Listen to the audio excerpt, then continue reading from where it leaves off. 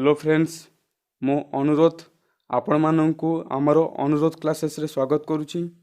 आज देखिबा दशम श्रेणी रो हिंदी सरोवर प्रथम पद्य अनमोल बाणी कबीर दासଙ୍କ विषय आज पढ़िबा।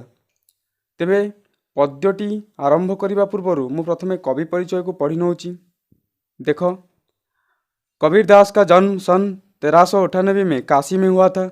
कबीर दास को जन्म 1398 कोड़े होता ना काशी रे होइतिला।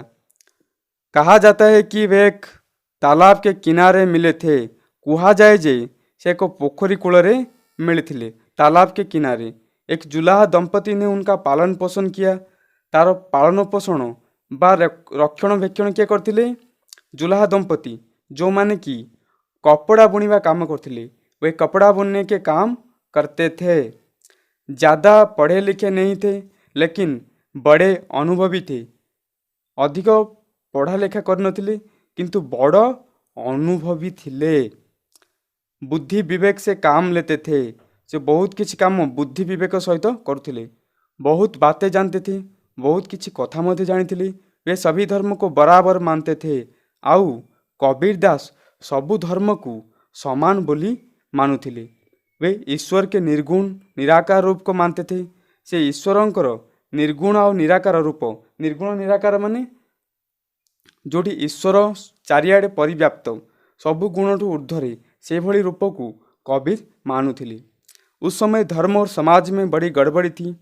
कबीर जी को समय रे धर्म और समाज रे बहुत गड़बड़ी चली थिला।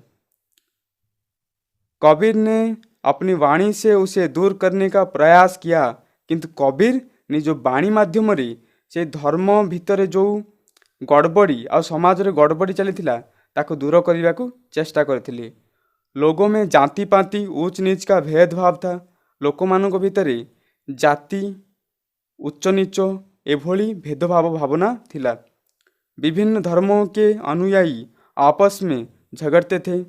विभिन्न धर्मर लोके निज निज भितरे झगड़ा लागुथिले। बाह्य आडंबर अंधविश्वास फैल गया था। बाह्य आडंबर माने कौन बुझिबा ना बाहर को देखे हवा गुण, किंतु भितर से गुण नथिबो, से भली बाह्य आडंबर एवं अंधविश्वास चारिआडे खेले जाइथिला। कबीर जाति भेद, मूर्ति पूजा, बाहरी आडंबर आदि का विरोध करते थे, किंतु कबीर जाति भेदभाव, मूर्ति पूजा, से जो बाहरी आडंबर आदि को विरोध करुथिले। वे कहते थे कि सब मनुष्य बराबर है। सिया कौन कहते ना सबु मनुष्य समान। वे बाहरी धार्मिक कर्म कांड की अपेक्षा भक्ति भाव पर बल देते थे। से बाहर धार्मिक कर्मकांड अपेक्षा भक्ति भाव को बेसी गुरुत्व दौथिले।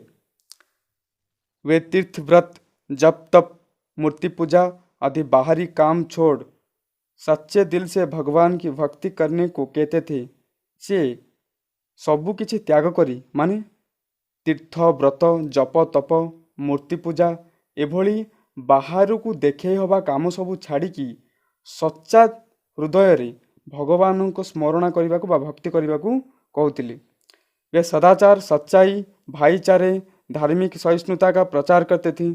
से कौन प्रचार करते ना सदाचार, सच्चाई, भाईचारा, धार्मिक सहिष्णुता का प्रचार करते थे। कबीर का व्यक्तित्व सादा सीधा पर बड़ा प्रभावशाली था। कबीर जी को व्यक्तित्व सादा सीधा किंतु बहुत प्रभावशाली थिला। उनकी वाणियों को उनके शिष्यों ने बीजक नामक ग्रंथ में संग्रहित किया। ये लाइन टी इम्पोर्टेंट। तांको बाणी जेतिकी से बाणी कही सबु बाणी को तांको शिष्य माने को ग्रंथ रे संग्रहित कले ना आमे लेखिबा बीजक नामक ग्रंथ रे संग्रहित करिसंती।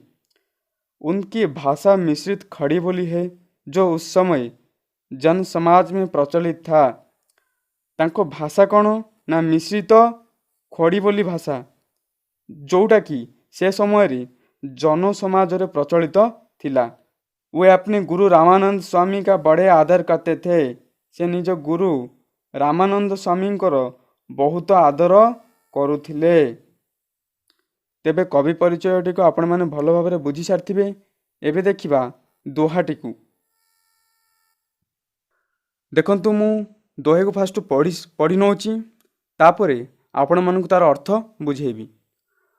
साच बराबर तप नहीं, झूठ बराबर पाप, जाके हृदय साच है ताके हृदय आप, जो तो को काटा बुबे ताही बोए तू फूल, तोकू फूल को फूल है बाको है त्रिशूल, धीरे धीरे रे मना धीरे धीरे सब कुछ होए, माली सिंचे सो घड़ा ऋतु आए फल होए। तो दोहाटी मु पढ़ीनेली। बर्तमान कि आम किसी कठिन शब्दर अर्थ को बुझी नवा। प्रथमे देखिबा साँच। साँच रो अर्थ होची सत्य।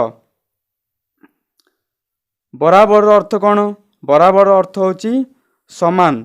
बराबर अर्थ कौन ना समान।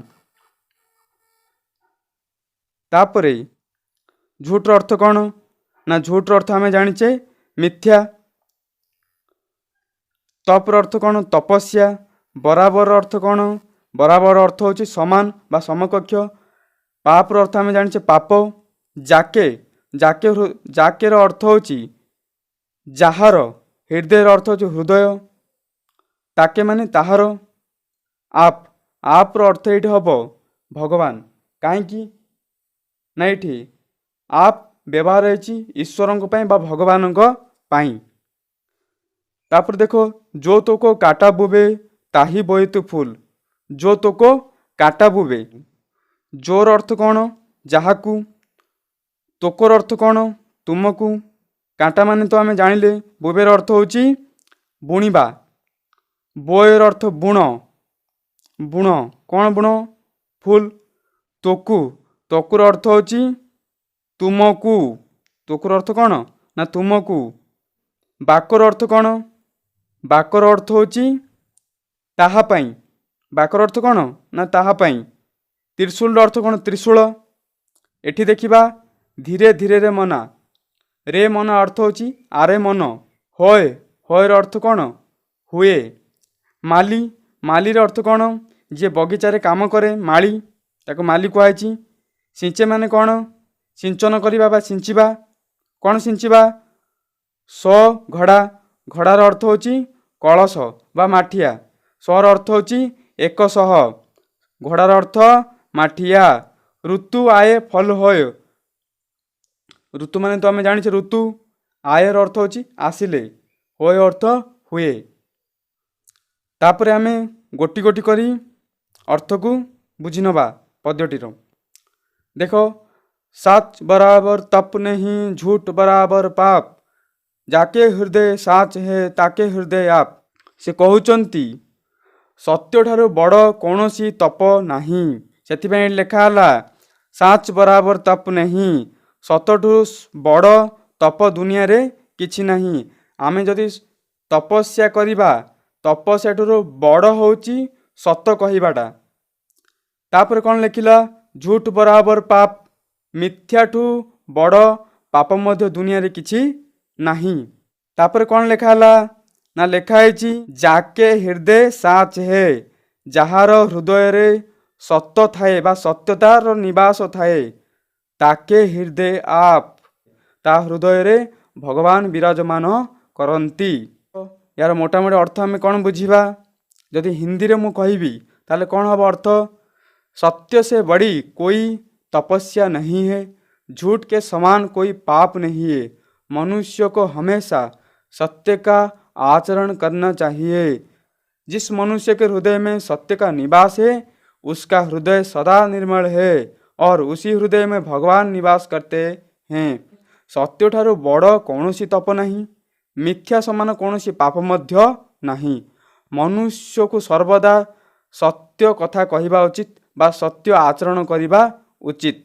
जो लोकर हृदय रे सत्यर निवास थाए, से हृदय रे ईश्वर वास करती। समाज सत्यवादीर आदर करे और मिथ्यावादी को सर्वदा घृणा करे। 2 लाइन को बुझिले, तापर 2 लाइन को बुझी नवा। कौन लिखाई? जो तो को कांटा बुबे ताही बोए तू फूल, तोकू फूल को फूल है बाको है त्रिशूल। जिए तुम रास्ता रे कंटा बुणे, ता रास्ता रे तुम्हें ଫୁଲ ବୁଣ। କାରଣ କ'ଣ ନା ତୁମେ ଯେଉଁ ଫୁଲ ବୁଣିଛ ତୁମ ପାଇଁ ସେ ଫୁଲର ମୂଲ୍ୟ ଫୁଲ ମିଳିବ, କିନ୍ତୁ ତୁମର ଯିଏ ଅନିଷ୍ଟ କରିଛି ବା ତୁମ ରାସ୍ତାରେ ଯିଏ କଣ୍ଟା ବୁଣିଛି ସେ କଣ୍ଟା ତା ପାଇଁ ତ୍ରିଶୂଳ ପରି କାର୍ଯ୍ୟ କରିବ। ଏହାର ମୋଟାମୋଟି ଅର୍ଥ ହେବ କ'ଣ ନା ଆମେ ଜାଣିଛେ ରକ୍ତ ବଦଳରେ ରକ୍ତ, ଇଟାର ଉତ୍ତର ପଥରରେ ଦିଆଯାଏ। ଏଠାରେ କବୀର ଦାସ କ'ଣ କହୁଛନ୍ତି? ପ୍ରତିଶୋଧର ଭାବନାକୁ ତ୍ୟାଗ କରିଦିଅ। ପ୍ରେମ ଭଲ ପାଇବା ଦ୍ୱାରା ଲୋକମାନଙ୍କ ହୃଦୟକୁ ଜିଣିବାର ପ୍ରେରଣା ଦେଇଛନ୍ତି। ଯେତେବେଳେ କୌଣସି ଲୋକ ଆମର ଅହିତ କରେ, ଅହିତ କଥାଟିକୁ ଏଠାରେ କବି କଣ୍ଟା ସହିତ ତୁଳନା କରୁଛନ୍ତି। କାହା ସହିତ ତୁଳନା କରୁଛନ୍ତି ନା କଣ୍ଟା। ଅହିତକୁ କଣ୍ଟା ସହିତ ତୁଳନା କରାଯାଇଛି ଏବଂ ହିତକୁ ଫୁଲ ସହିତ ତୁଳନା କରାଯାଇଛି। ଯେତେବେଳେ କୌଣସି ଲୋକ ଆମର ଅହିତ କରେ ଆମକୁ କ୍ରୋଧ ହୁଏ। ସେ କ୍ରୋଧ ପ୍ରତିଶୋଧର ଭାବନାକୁ ଜନ୍ମ ଦିଏ, ଯାହା ଆମର ସୁଖ ଶାନ୍ତିକୁ ନଷ୍ଟ କରିଦିଏ। ତେଣୁକରି କବୀର ଦାସ କହୁଛନ୍ତି ଯେଉଁ ଲୋକ ତୁମ ରାସ୍ତାରେ କଣ୍ଟା ବୁଣେ ବା କହିବାର ଅର୍ଥ ଯେ ଯିଏ ତୁମର ଅହିତ କରେ ତୁମେ ତାହା ପ୍ରତି ସେହିପରି ବ୍ୟବହାର କର ନାହିଁ। ଏହା ପରିବର୍ତ୍ତେ ତୁମେ ତା ରାସ୍ତାରେ ଫୁଲ ବିଛେଇ ଦିଅ। ତୁମେ ସର୍ବଦା ତାହାର ହିତ ସାଧନ କର ବା ତୁମେ ସର୍ବଦା ତାହାର ଉପକାର କର। କାରଣ କ'ଣ? ସିଏ ଯଦି ତୁମର ଅହିତ କରେ ତା ପାଇଁ ତା ଅହିତର ପରିଣାମଟା ବହୁତ ବଡ଼ ଅହିତ ଭୋଗିବାକୁ ପଡ଼ିବ, କିନ୍ତୁ ତୁମେ ତାହାର ଯେଉଁ ଉପକାର କରିଛ ସେ ଉପକାରର ମୂଲ୍ୟ ତୁମକୁ ଦ୍ୱିଗୁଣିତ ହୋଇକି ମିଳିବ। ଆଉ କ'ଣ ହେବ ନା ଯଦି ତାର ଆମେ ହିତ ହିଁ ସାଧନ କରିବା ଆଉ ସିଏ ଆମର ଅହିତ ସାଧନ କରିବ, ଅହିତ ବଦଳରେ ଭଲ ବ୍ୟବହାର ପାଇଲେ ତା ଅନ୍ତରାତ୍ମାକୁ କ'ଣ ହେବ ନା ବାଧିବ। ଏଇ 2 ଲାଇନ୍ର ଅର୍ଥକୁ ମଧ୍ୟ ବୁଝିନେଲେ ଶେଷ 2 ଲାଇନ୍ର ଅର୍ଥକୁ ବୁଝି ନେବା। ତ କ'ଣ ଲେଖିଛନ୍ତି ଏଠି? ଧୀରେ ଧୀରେ ରେ ମନା, ଧୀରେ ଧୀରେ सब कुछ होए, माली सिंचे 100 घड़ा, ଋତୁ ଆଏ ଫଲ ହୋଏ। କହୁଛନ୍ତି ଧୀରେ ଧୀରେ ରେ ମନା। କବୀର ଦାସ ମନକୁ କହୁଛନ୍ତି ରେ ମନ, ଧୀରେ ଧୀରେ ସବୁ କିଛି ହୋଇଥାଏ। ଧୀରେ ଧୀରେ सब कुछ होए। ଯଦି ଆମେ କୌଣସି କାର୍ଯ୍ୟ କରିବା ପାଇଁ ତରବର ହେବା ବା ବ୍ୟସ୍ତ ହେବା ସବୁ କାର୍ଯ୍ୟ ନଷ୍ଟ ହେବ। ତେଣୁକରି ଆମକୁ କ'ଣ କରିବାକୁ ହେବ ନା ଶେଷ ଲାଇନରେ କହୁଛନ୍ତି ମାଲି ସିଞ୍ଚେ 100 ଘଡ଼ା, ଋତୁ ଆଏ ଫଲ ହୋଏ। କବୀର ଏଠାରେ କହୁଛନ୍ତି ରେ ମନ ତୁ ଧୈର୍ଯ୍ୟ ଧାରଣ କର, ଏତେ ତରବର କାହିଁକି ହେଉଛୁ? କାରଣ ସବୁ କାର୍ଯ୍ୟ ଧୀରେ ଧୀରେ ପୂର୍ଣ୍ଣ ହୁଏ। ପ୍ରତ୍ୟେକ କାର୍ଯ୍ୟର ଗୋଟିଏ ସଠିକ୍ ସମୟ ଥାଏ ଓ ସେହି ବେଳ ଆସିଲେ ସେ କାମ ସହଜରେ ପୁରା ହୋଇଯାଏ। ଏହାକୁ ସ୍ପଷ୍ଟ କରିବା ପାଇଁ କବିର ଏଇଠି ଉଦାହରଣ ମଧ୍ୟ ଦେଇ କହୁଥିଲେ ନା କ'ଣ ଉଦାହରଣ ଦେଇ କହିଥିଲେ? ମାଳିର ଉଦାହରଣ ଦେଇକି କହିଥିଲେ ମାଳି ସିଞ୍ଚେ 100 ଘଡ଼ା। ଗଛରେ ଫଳ ସଠିକ୍ ଋତୁ ଆସିଲେ ହିଁ ଧରେ, ତା ପାଇଁ ମାଳିକୁ ସେ ସମୟ ଆସିବା ପର୍ଯ୍ୟନ୍ତ ଅପେକ୍ଷା କରିବାକୁ ପଡ଼େ। ସେ ଯଦି ଗଛରେ ଶହ ଶହ ମାଠିଆ ପାଣି ସିଞ୍ଚନ କରେ ତଥାପି ମଧ୍ୟ ସମୟ ଆଗରୁ ଫଳ ମିଳିବ ନାହିଁ ବା ସମୟ ଆଗରୁ ଫଳ ଫଳିବ ନାହିଁ। ଋତୁ ଆସିବା ଯାଏଁ ତାକୁ ଅପେକ୍ଷା କରିବାକୁ ହେବ। ଯେମିତି ଆମର ଏବେ ମାଟ୍ରିକ ପରୀକ୍ଷା ଆସୁଛି ଆଗକୁ, ମାଟ୍ରିକ ପରୀକ୍ଷା ଦେଲା ପରେ ଆମେ ଯଦି ପରୀକ୍ଷା ଯେଉଁଦିନ ଶେଷ ହେବ ତା ପରଦିନ ଆମେ ଯଦି ରେଜଲ୍ଟ ବା ଫଳାଫଳ ପାଇବା ପାଇଁ ଆଶା କରିବା ତେବେ ଆମକୁ ତାହା କେବେ ବି ମିଳିବ ନାହିଁ। କାରଣ ରେଜଲ୍ଟ ବାହାରିବା ପାଇଁ କିଛି ସମୟ ଆମକୁ ଅପେକ୍ଷା କରିବାକୁ ହେବ। ଆଶା କରୁଛି ଆପଣମାନଙ୍କୁ ଏ ଦୋହାଟି ସମ୍ପୂର୍ଣ୍ଣ ରୂପେ ବୁଝିଥିବ। ଏହାର କଠିନ ଶବ୍ଦାର୍ଥ ଡେସ୍କ୍ରିପସନ୍ ଲିଙ୍କରେ ମୁଁ ଦେଇଦେଇଛି, ତାକୁ ତୁମେ ଦେଖିନେବ। ଆଶା କରୁଛି ଭିଡ଼ିଓଟି ଆପଣମାନଙ୍କୁ ଭଲ ଲାଗିଥିବ। ଯଦି ଭଲ ଲାଗିଥାଏ ଲାଇକ୍, ସେୟାର ଏବଂ ସବସ୍କ୍ରାଇବ୍ କରିଦିଅନ୍ତୁ ଏବଂ ପାଖରେ ଥିବା ବେଲ୍ ଆଇକନ୍କୁ ପ୍ରେସ୍ କରିଦିଅନ୍ତୁ, ଯାହାଫଳରେ ଏଇଭଳି ଆମର ଭଲ ଭଲ ଭିଡ଼ିଓର ନୋଟିଫିକେସନ୍ ଆପଣମାନଙ୍କ ମୋବାଇଲରେ ଆପଣମାନେ ଫାଷ୍ଟରେ ପାଇପାରିବେ। ଧନ୍ୟବାଦ।